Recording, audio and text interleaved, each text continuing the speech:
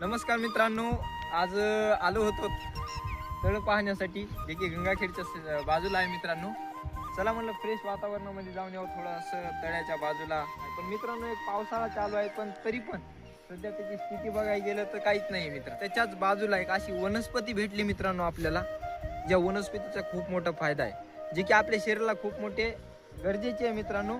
आणि ती पाहिली, मला वाटलं की चला 2 शब्दामध्ये लोकांपर्यंत ह्याचं जे काही फायदे आहेत ते पोहोचावेत.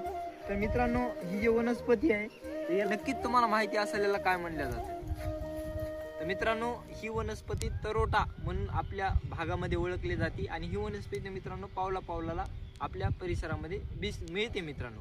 पण हे कसं असतं, सहज उपयोगी होणाऱ्या जे दिसणाऱ्या गोष्टी आहेत किंवा आपल्याला मिळणाऱ्या ज्या गोष्टी आहेत त्याचा फायदा कधीच आपल्याला माहीत नसतो मित्रांनो. तर तुम्हाला याचा फायदा सांगून देईल, जे की आपले आजी आजोबा कोणी जर असतील तर त्यांना ह्याचा माहिती आहे मित्रांनो. कारण की याच्यातून खूप मोठे घटक आपल्या शरीराला जीव सक्रिय जे आहेत ते भेटतात मित्रांनो. आणि ह्याच वस्तूच्या माध्यमातून आज गुडघेदुखीसारखी जे काही समस्या असेल ती देखील आपण चांगल्या पद्धतीने कमी करू शकतो. त्याचसोबत जे फुल निघतं मित्रांनो या वनस्पतीचं पिवळ्या कलरचं, ह्याच्यामध्ये एक आपल्याला शेंग दिसते.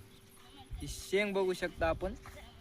जर का या शेंगाच्या बिया काढल्या आणि याला कुटून जर का तेलामध्ये मिक्स करून जर का आळवण केलं आणि ते गजकरण असेल किंवा सोरायसिस असेल किंवा आजूत असेल, अशा जखमावर जर का मित्रांनो हे जर का लावलं, काही दिवसामध्ये ही जखम देखील आपण दुरुस्त करू शकतो मित्रांनो. अशा वनस्पतीचे खूप मोठे फायदे असतात मित्रांनो, जे की आपल्याच परिसरात आहेत पण आपण समजू शकत नाहीत. तर अशांसाठी मित्रांनो प्रत्येक वेळेस असे नवनवीन व्हिडिओ घेऊन येत चलल. त्यासाठी मित्रांनो चॅनलला लाईक, शेअर आणि सबस्क्राईब नक्की करा मित्रांनो. Wish you all the best. जय हिंद, जय महाराष्ट्र.